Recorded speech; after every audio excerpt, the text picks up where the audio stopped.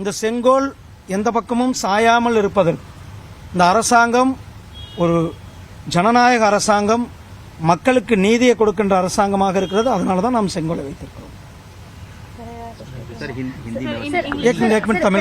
பிரதமர் வந்து செங்கோலை பிரதமர் செங்கோலை நிறுவும் போது அதை தொட்டு வணங்கினாரு. ஆனா அது அவர் எம்பியா பதவி ஏற்கும் போது அதை தொட்டு வணங்கலன்னு அகிலேஷ் யாதவ் சொல்றாரு.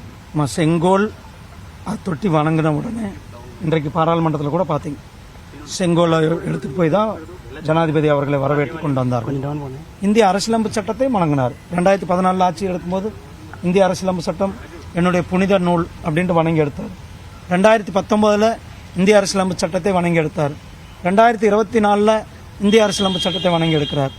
இதுல செங்கோல் என்பது தமிழர்களுடைய ஆட்சி பரிபாலனத்தை பிரதிபலிக்கிற, தமிழர்களுக்கு ஒவ்வொருவருக்கும் பெருமை சேர்க்கின்ற இந்த செங்கோல், அந்த செங்கோலை இங்க நிறுவி நமக்கு பெருமை சேர்த்திருக்கிறது நம்ம பிரதமர்.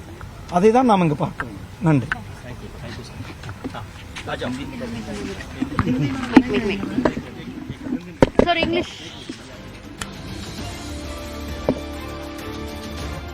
டெல்லியில் மத்திய இணையமைச்சர் எல் முருகன் செய்தியாளர்களை சந்தித்த காட்சிகளை பார்த்தோம்.